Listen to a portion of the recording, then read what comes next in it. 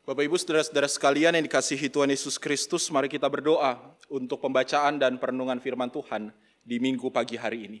Kita bersatu dalam doa. Allah yang Maha Kuasa, di dalam Kristus Yesus kami bersyukur untuk pagi hari ini. Kami bersyukur untuk persekutuan yang terjadi di tempat tinggal kami masing-masing. Kami memuji memuliakan nama Tuhan dan tersedia waktu bagi kami untuk bersama-sama membaca dan merenungkan firman-Mu. Oleh karena itu ya Tuhan, curahkanlah Roh-Mu yang kudus atas kami, menolong kami untuk bisa memahami kebenaran firman Tuhan dengan baik. Di dalam nama Yesus Kristus, firman yang hidup, kami berdoa. Amin. Bapak Ibu sekalian yang dikasihi Tuhan Yesus Kristus, pembacaan Alkitab yang melandasi perenungan kita di pagi hari ini terambil dari Yeremia 11, ayat 18 sampai 20. Yeremia 11 ayat 18 sampai 20 saya bacakan untuk setiap kita. Tuhan memberitahukan hal itu kepadaku, maka aku mengetahuinya. Pada waktu itu Engkau Tuhan memperlihatkan perbuatan mereka kepadaku. Tetapi aku dulu seperti anak domba jinak yang dibawa untuk disembelih. Dan aku tidak tahu bahwa mereka mengadakan persepakatan jahat terhadap aku. Marilah kita binasakan pohon ini dengan buah-buahnya. Marilah kita melenyapkan dari negeri orang-orang yang hidup, sehingga namanya tidak diingat orang lagi.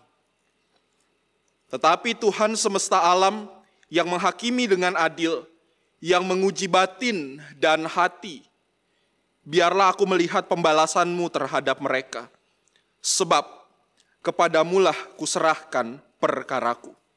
Demikianlah pembacaan Alkitab. Yang disebut berbahagia adalah mereka yang mendengarkan dan melakukan firman Allah setiap hari. Haleluya.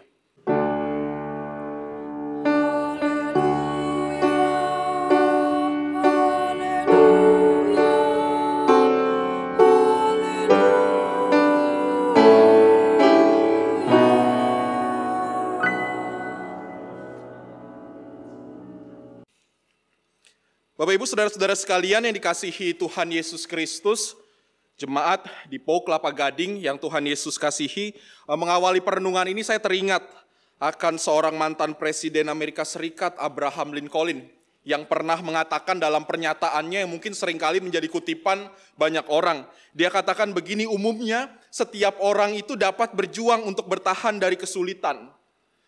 Jadi pada dasarnya ada banyak orang pasti punya kesulitan, pasti punya pergumulan, pasti punya masalah. Tapi umumnya setiap orang akan berusaha untuk berjuang bertahan dari kesulitan-kesulitan yang ada.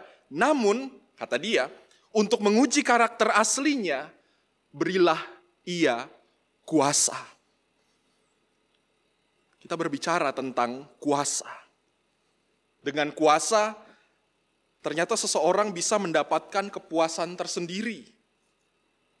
Mungkin karena ada perintilan yang mengikuti kuasa yang dia dapatkan. Entah itu hartakah, entah itu popularitaskah, entah itu sanjungan banyak orangkah. Dan pada akhirnya kuasa juga ternyata membuat seseorang itu lupa pada dirinya sendiri. Karena kuasa bisa membuat seseorang lupa pada panggilan hidupnya. Saudara-saudara sekalian yang dikasihi Tuhan Yesus Kristus, hal yang serupa kira-kira mendominasi kehidupan pada saat Nabi Yeremia hadir. Ketika kita membaca bagian Alkitab pada pagi hari ini dari Yeremia pasal yang ke-11. Hal yang serupa mendominasi pada saat itu, ada banyak penguasa-penguasa, entah itu pemimpin agama atau pemimpin masyarakat yang ternyata jauh dari panggilan utama mereka. Bahkan dikatakan dengan detail saudara sekalian, mereka hidup jauh dari Tuhan. Bahkan meracuni masyarakat yang mereka pimpin. Dan di tengah kenyataan seperti itulah Yeremia hadir, Yeremia diutus Tuhan untuk menyampaikan nubuatan terkait teguran Allah bagi bangsa Israel di Anatot pada saat itu. Yeremia hadir di tengah komunitas, di tengah konteks kehidupan yang begitu bobrok, dengan para penguasa yang juga begitu bobrok. Yeremia dipanggil untuk menyampaikan pesan firman Tuhan kepada mereka, tetapi jelas seperti apa yang menjadi bacaan kita pada pagi hari ini, mereka menolak dan justru mengancam nyawa Yeremia. Seperti kalau kita baca pada pagi hari ini sebetulnya seperti sebuah curhatan Yeremia. kepada Tuhan. Bahwa seolah-olah dia itu ditolak, dia diancam, dia dianggap sebagai orang yang mengancam keberadaan orang-orang pada saat itu, para penguasa, para pemimpin pada saat itu. Lalu di tengah kenyataan seperti itu, apa yang Yeremia lakukan? Melawan? Mundur? Atau yang lain? Dan bacaan firman Tuhan pada pagi hari ini justru mengisahkan sesuatu yang sangat luar biasa. Apa yang Yeremia lakukan? Berserah. Dia berserah kepada Tuhan yang memanggil dan mengutusnya. Maka dia katakan, tetapi Tuhan semesta alam yang menghakimi dengan adil, yang menguji batin dan hati. Biarlah aku melihat pembalasanmu terhadap mereka, sebab kepadamulah kuserahkan perkaraku. Yeremia tahu, Yeremia percaya bahwa Tuhan tahu kok apa yang harus ia lakukan. Tuhan tahu motivasi pelayanan Yeremia sebagai seorang nabi yang tidak lain hanyalah penyambung lidah Allah, menyampaikan pesan yang Allah mau kepada umatnya pada saat itu, entah mungkin ditolak, entah mungkin dihakimi, entah mungkin diusir dan sebagainya. Tapi Yeremia yakin bahwa Tuhan tahu motivasi pelayanannya. Dan Bapak Ibu Saudara sekalian yang dikasihi Tuhan Yesus Kristus, bukankah ini juga yang harus kita lakukan?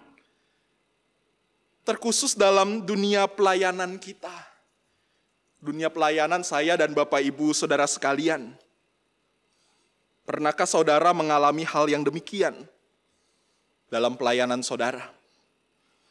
Saudara sudah berkorban, memberi diri untuk melayani misalnya secara khusus di gereja gitu kan contohnya. Sudah memberi diri, memberi waktu, ada banyak hal yang harus dikorbankan. Masih saja diomongin. Bahkan difitnah. Pelayanannya selalu dicari-cari kesalahannya. Lalu di tengah keadaan seperti itu, kira-kira apa yang Bapak Ibu Saudara sekalian lakukan? Marah? Kecewa? Atau bilang saya mundur dari pelayanan? Dan kalau mungkin itu yang terjadi dalam diri kita, saatnya kita bersama-sama belajar dari Yeremia. Seolah Yeremia mau mengatakan kepada setiap kita, Bapak Ibu Saudara dan saya, bahwa selama kita tulus, Tuhan tahu isi hati kita. Maka maju terus. Kalau kita tulus, motivasi kita benar, kita percaya Tuhan yang tahu isi hati kita.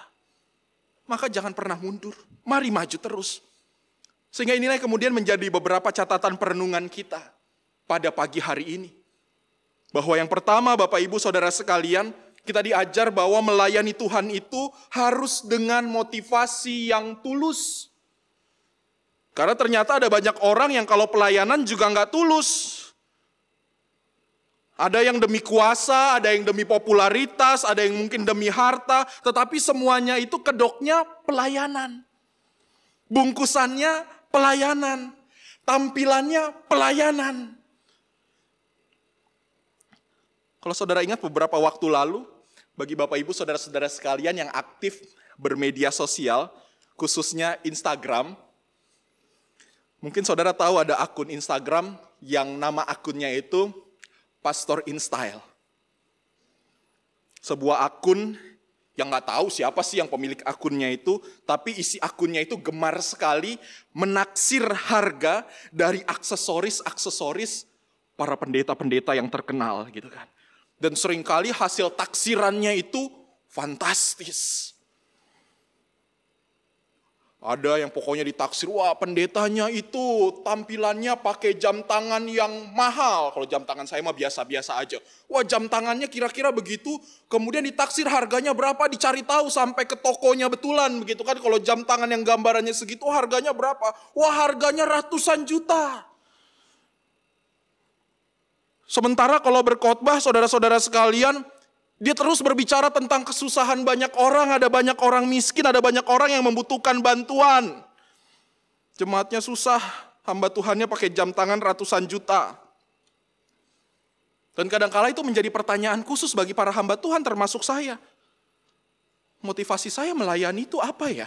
Motivasi kita, para hamba Tuhan termasuk saudara-saudara sekalian yang mau memberi diri dalam pelayanan itu sebetulnya apa?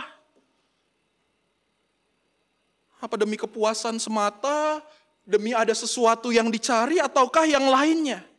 Atau kita pakai contoh yang lain, misalnya Bapak Ibu Saudara sekalian, perkara kalau pemilihan pelayan di gereja. Entah itu milih majelis jemaat, entah itu milih anggota komisi, begitu kan ya. Biasanya saudara sekalian saya nggak tahu dan saya percaya semoga di gereja saudara nggak terjadi. Kalau di tempat lain itu, wah biasanya kalau udah momen-momen pemilihan pelayan, entah pemilihan majelis jemaat atau pemilihan pelayan kategorial itu, kadangkala suka ada kampanye-kampanye khusus gitu kan. Kampanye-kampanye yang bilang ada yang minta dipilih, pilih saya dong. Pilih saya karena saya itu punya pengalaman pelayanan. Karena saya itu senior. Karena saya punya ini, saya punya itu, saya bisa ini, saya bisa itu. Di satu sisi ada orang yang kalau ditunjuk untuk pelayanan, misalnya dengan bilang, Pak, Bu, setelah sekian lama nih banyak orang memperhatikan Anda rajin ke gereja, rajin ikut kebaktian rumah tangga, atau pelayanan yang lainnya. Mungkin sudah bolehlah saatnya Bapak atau Ibu dipilih jadi pelayan di gereja. Entah jadi majelis, entah jadi pengurus komisi kategorial. Terus dia bilang, oh jangan, saya nggak sanggup, saya nggak berani, saya nggak bisa apa-apa. Saya masih banyak pekerjaan dan seterusnya.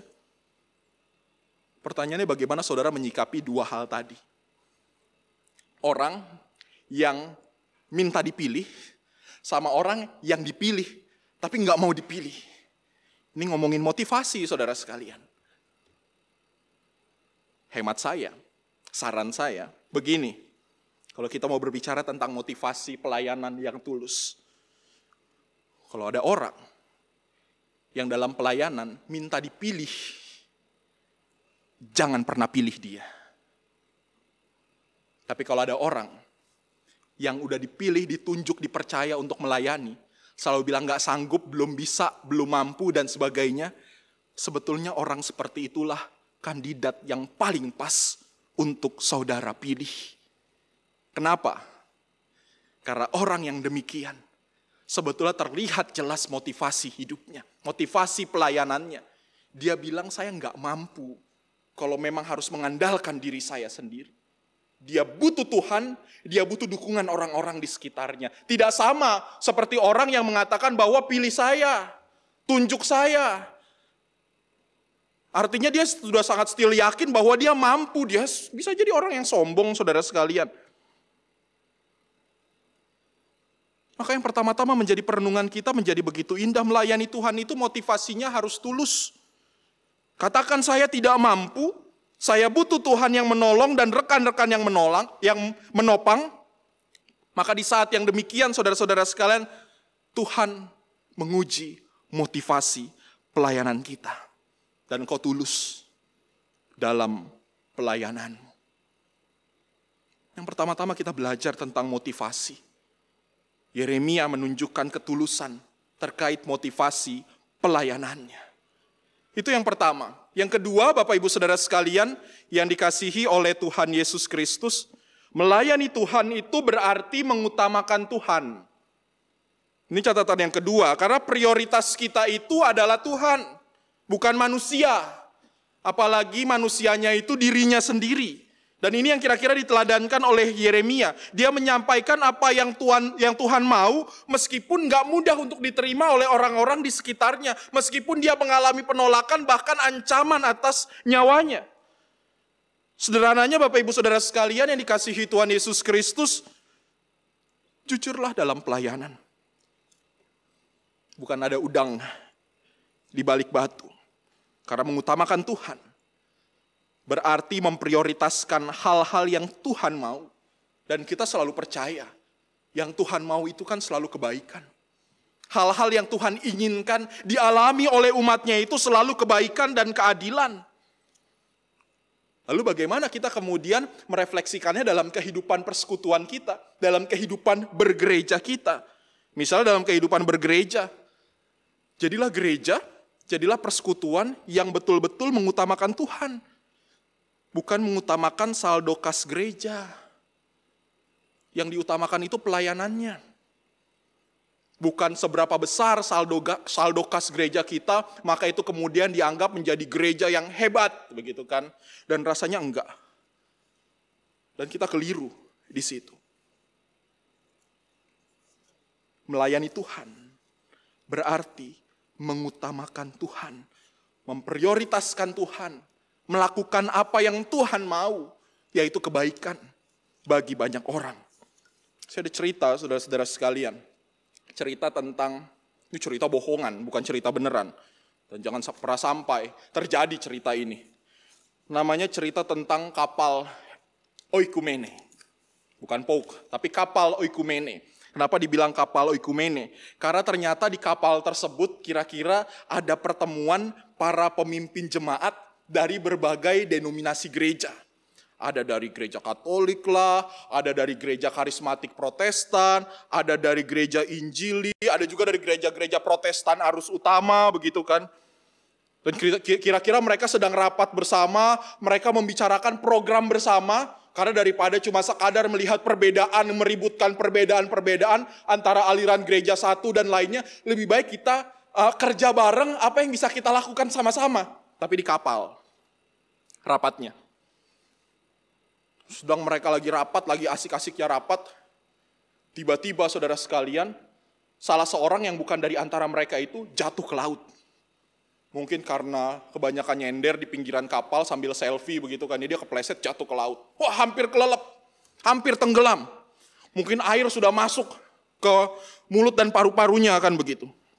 Wah, langsung para pemimpin gereja tersebut bangkit, bangun, terkaget, dan langsung semuanya berlomba-lomba untuk melakukan pertolongan. Saudara bisa tebak, gereja mana yang paling cepat tanggap kalau lagi ada masalah? Kita bukan mau saling menghakimi ya saudara sekalian. Gereja mana yang paling cepat tanggap kalau lagi ada persoalan? Biasanya kalau lagi ada bencana begitu kan ya. Dan betul, ternyata seorang romo dari gereja Katolik langsung bangun. Dia langsung katakan kepada orang yang jatuh ke laut itu, yang kecebur di laut itu. Dia bilang, anakku tahan ya, sabar ya. Kami pasti akan menolongmu, saya akan menolong Anda. Tenang, sabar, Tuhan pasti tolong. Tapi izinkan saya berdoa dulu kepada Tuhan. Dia berdoa dalam nama Bapa dan Putra dan Roh Kudus. Dia berdoa, kemudian dilanjutkan doanya, doa Bapa kami. Dilanjutkan dengan Salam Maria, begitu kan ya. Terus dia berdoa sementara orang yang lagi di bawah laut itu, yang lagi di laut itu, saudara sekalian, udah makin megap-megap. Langsung teman pendeta dari gereja karismatik Pentakosta langsung ngomong ke Romo tersebut, Romo, bukan saatnya untuk berdoa. Bukan saatnya Anda untuk berliturgi saat ini. Yang perlu kita lakukan adalah menolong dia. Oh begitu ya? Iya, biar saya yang sekarang menolong dia, kata pendeta gereja karismatik Pentakosta ini. Terus dia bilang ke anak itu yang ada tercebur di laut itu, dia katakan, anakku tenang. Mujizat Tuhan itu nyata. Percayalah. Saya berdoa untukmu. Saya bawa minyak urapan. Saya semprotkan ke Anda dan percayalah akan ada pertolongan dari Tuhan. Saudara kira orang yang kelelep di bawah itu bisa tertolong enggak? Yang masuk ke mulutnya bukan lagi air laut, tapi minyak. Wah, langsung berdirilah marah pendeta dari gereja Injili. Dia bilang begini, Anda salah. Kenapa justru harus bermujizat, harus cipratkan minyak urapan? Bukan itu yang harus dilakukan. Saya yang tolong anak itu. Anakku tolong, tenanglah, percayalah. Saya percaya dalam pengajaran doktrin iman kita, sekali selamat, pasti selamat. Engkau pasti diselamatkan. Tidak pernah ada yang mustahil bagi Tuhan. Dia malah khotbah ngajar. Kan biasa teman-teman dari gereja Injil, kalau khotbah tuh panjang-panjang begitu kan ya. Pengajaran doktrin dia ngajar gitu. Wah, yang sedang berjuang untuk gak kelelep itu makin banyak air yang masuk mulutnya. Lalu berdirilah pendeta dari gereja Protestan, arus utama gitu kan ya. Dia bilang begini, saudara-saudara semua ini salah, keliru. Bukan saatnya, justru malah berdoa, justru malah menyemprotkan minyak urapan, justru malah berkhotbah panjang-panjang. Yang dibutuhkan oleh anak yang ada di laut ini, yang tercebur ini adalah pelampung. Itu pertolongan pertama yang dia butuhkan. Bukan yang lain, yang saat ini dia butuhkan adalah pelampung. Masuk akal nggak saudara sekalian? Masuk. Realistis juga gitu kan ya. Terus dia bilang ke anak itu, anakku, tenang. Yang kamu butuhkan saat ini adalah pelampung, setidaknya supaya kamu tidak tenggelam. Saya akan ambilkan pelampung untuk Anda, untuk menolong Anda, lalu mengirim tim SAR. Tapi tunggu, saya rapat dulu sama majelis jemaat gereja saya. Saya rapat dulu, kita bentuk tim kerja, kita bentuk panitianya, lalu anggarannya berapa, baru bagaimana pelaksanaannya keburu mati orang yang ada di bawah. Bapak Ibu Saudara sekalian, kan cerita bohong-bohongan yang saya bilang tadi. Ini sebetulnya menjadi pembelajaran penting dalam kehidupan bergereja kita. Apa sih yang kita utamakan dalam pelayanan kita ini? Jangan bilang bahwa saya memprioritaskan Tuhan gitu kan. Memprioritaskan pelayanan untuk Tuhan. Tetapi sebetulnya kita menutup mata sama apa yang terjadi di sekeliling kita. Kadangkala akan menjadi kritik khusus bagi kita orang-orang Kristen, gereja berdiri mewah begitu kan ya, besar, mewah, tetapi kehidupan di sekeliling gereja itu kehidupan yang miskin. Banyak orang-orang yang buta huruf, lalu pertanyaannya gereja hadir untuk apa? Ada yang cuma sibuk dengan ibadahnya, sibuk dengan pengajarannya, sibuk dengan mengkristenkan orang. Tapi ada juga yang cuma sibuk dengan rapat-rapatnya saja. Sampai kemudian terlupa bahwa kita harus memprioritaskan Tuhan dalam pelayanan kita. Dan memprioritaskan Tuhan itu diwujud nyatakan lewat pelayanan yang nyata di tengah kehidupan keseharian kita. Ini yang kira-kira mau diajarkan Yeremia kepada kita sekalian pada saat ini. Dia begitu memprioritaskan Tuhan, apapun dia lakukan untuk Tuhan, termasuk di tengah masyarakat yang mungkin merasa menolak, tidak terima dengan apa yang dilakukan. Tetapi ternyata selalu hanya ada kebaikan dari Tuhan yang mau dinyatakan. Karena Tuhan cinta sama orang Israel saat itu supaya mereka bisa selamat. Tetapi ternyata mereka menolak. Tetapi yang indah bahwa Yeremia tetap konsisten melayani Tuhan. Itu catatan kita yang kedua. Melayani Tuhan berarti mengutamakan Tuhan. Catatan yang ketiga bagi setiap kita, bahwa melayani Tuhan harus siap berkorban. Tak ada pelayanan tanpa pengorbanan. Karena hakikat pelayan itu sendiri sudah menjadi catatan khusus bagi setiap kita. Namanya juga pelayan, dia hamba. Dia itu doulos, bahasa Indonesianya itu budak. Dia menyerahkan dirinya untuk tuannya. Sama seperti Yeremia, nyawa sekalipun dia pertaruhkan demi sang tuannya itu. Dan bukankah itu yang juga sudah diteladankan oleh juru selamat kita? Rela berkorban demi rencana Allah tergenapi bagi umat manusia. Siapapun kita, berilah dirimu untuk menjadi pelayan Tuhan yang siap berkorban.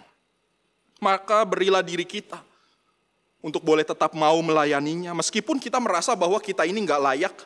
Tapi kita percaya Tuhan yang melayakkan dan memampukan setiap kita. Mungkin engkau, Bapak Ibu Saudara sekalian, sudah banyak berkorban untuk pelayanan. Seperti yang saya bilang tadi, entah waktu, tenaga, materi, bahkan pikiran. Tapi masih juga dipandang buruk oleh orang-orang sekitarmu, oleh rekan-rekan sepelayanan yang lain. Dan firman Tuhan pada pagi hari ini mengajarkan kita jangan khawatir. Kita punya Tuhan yang menguji hati. Tuhan yang tahu motivasi kita. Tuhan yang tahu kedalaman hati kita. Karena kita percaya tidak pernah ada yang sia-sia dalam melayani Tuhan. Ketika engkau tulus, maka hidupmu akan terus diberkati oleh Tuhan dan engkau terus menjadi berkat bagi banyak orang. Tuhan memberkati Bapak Ibu sekalian. Amin.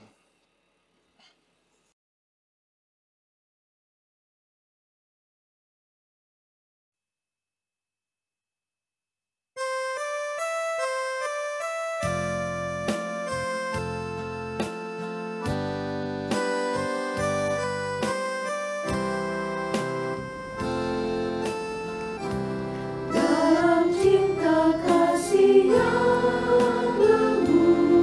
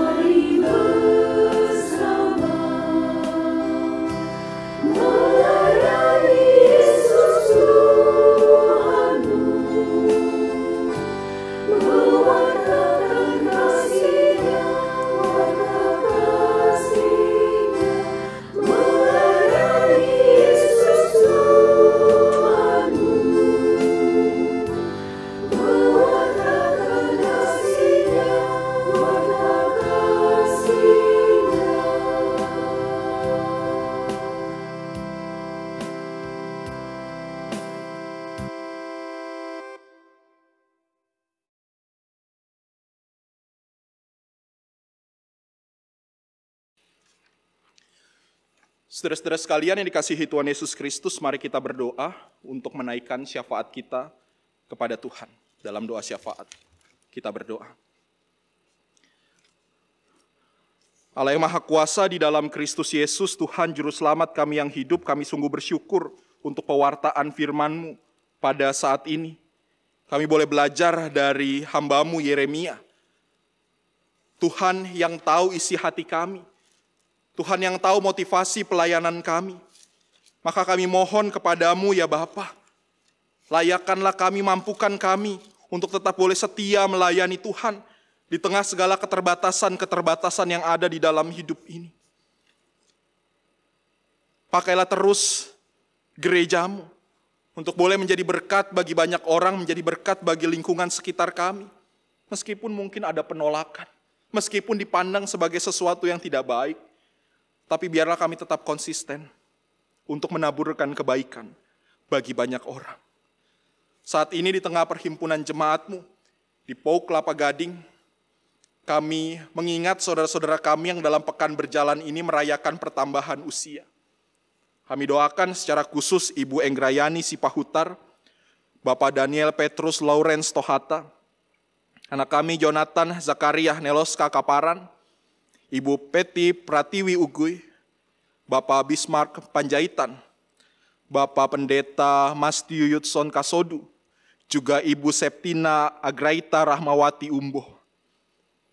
Kami percaya Tuhan yang menyempurnakan rasa syukur mereka dengan curahan berkat dari-Mu, kekuatan, kesehatan, rezeki, penyertaan dari Tuhan, boleh menjadi bagian dalam hidup mereka yang merayakan pertambahan usia ini. Dan mereka yang diberkati juga boleh menjadi saluran berkat bagi banyak orang. Kami juga mengingat dalam doa kami, jemaat-Mu yang dalam keadaan sakit atau dalam proses pemulihan. Kami doakan Bapak Theo Latui Hamalo dan Ibu Teni Latui Hamalo, Bapak Heri Sunardi, Ibu Kesia Sumarni, Bapak Vence Rompas dan Ibu Yuliana Rompas Toar, Bapak John Siahaya dan Bapak J.A. Welengkong. Tuhan yang baik, kami percaya Allah bekerja dalam segala sesuatu mendatangkan kebaikan bagi mereka. Ketika Tuhan mendengar harapan permohonan mereka untuk boleh pulih, kami selalu percaya bagi Tuhan tidak pernah ada yang mustahil, termasuk kesembuhan. Biar proses yang dijalani boleh mendatangkan kebaikan bagi mereka, obat-obat yang dikonsumsi juga boleh memulihkan mereka. Tuhan yang menopang setiap mereka. Kami juga mendoakan keluarga-keluarga di jemaat-Mu yang kami doakan dalam minggu ini, terkhusus bagi keluarga Vence Rompas, keluarga Martin Kasodu, keluarga Dandi Tohata, keluarga Ronald Nuiten, keluarga Yanus Neville Bangun, keluarga Cliff Yohanes Umboh. Berkati keluarga-keluarga ini secara khusus ya Allah. Tuhan yang mendengar apa yang menjadi permohonan dan kerinduan mereka. Tuhan yang memelihara relasi antar anggota keluarga yang ada. Tuhan yang mendengar juga menjawab setiap rencana-rencana yang mereka persiapkan. Bahkan seluruh jemaat Tuhan di POUK Kelapa Gading ini, Tuhan berkati baik pribadi maupun keluarga, dewasa maupun anak-anak. Tuhan berkati mereka semua dalam karya keseharian mereka, pekerjaan, studi, usaha, dan segala sesuatu yang mereka lakukan. Biarlah Tuhan yang memberkati setiap mereka. Berkatilah pendeta jemaat kami, Pendeta Tias Mesak bersama dengan keluarga terkasih. Tuhan yang juga memberkati segenap majelis jemaat dan pengurus komisi yang ada, bahkan karyawan gereja, semuanya para hamba-hamba-Mu ini senantiasa diberkati oleh Tuhan, diberikan kekuatan dan kesehatan senantiasa. Inilah doa kami ya Allah. Kami terus memohon kepadamu supaya pandemi ini boleh segera berakhir dan kami boleh melakukan aktivitas kami sebagaimana biasanya dalam rasa nyaman dan tenang. Tapi kami tetap sambil terus menjaga protokol kesehatan, mengutamakan kesehatan dan keselamatan orang banyak di hari-hari kehidupan ini. Kami naikkan doa ini di dalam nama Tuhan kami Yesus Kristus, Tuhan yang mengajar kami berdoa bersama. Bapa kami yang di surga, dikuduskanlah nama-Mu, datanglah kerajaan-Mu, jadilah kehendak-Mu di bumi seperti di surga.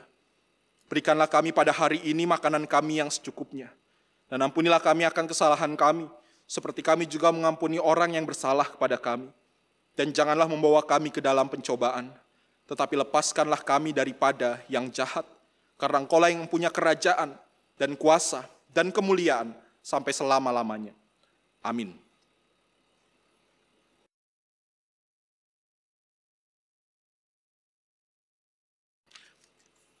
Bapak Ibu Saudara sekalian yang dikasihi Tuhan Yesus Kristus, diundang untuk berdiri.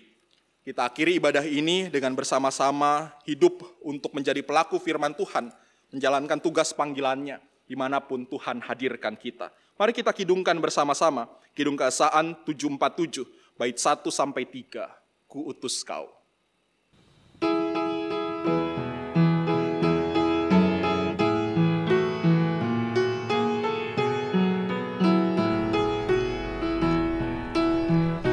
Utus kau mengabdi tanpa pamrih, berkarya terus dengan hati teguh, meski dihina dan menanggung duka.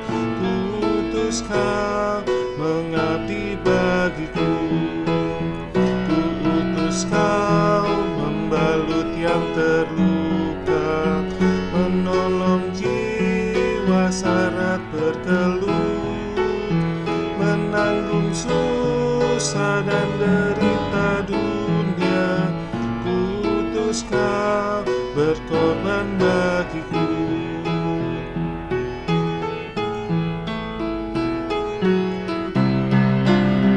Kutus kau kepada yang tersisih, karena hatinya dirundung sendu. Sebatang kara tanpa handai tolong, kutus kau membagi kasihku. Para Bapa mengutusku, kutus kau.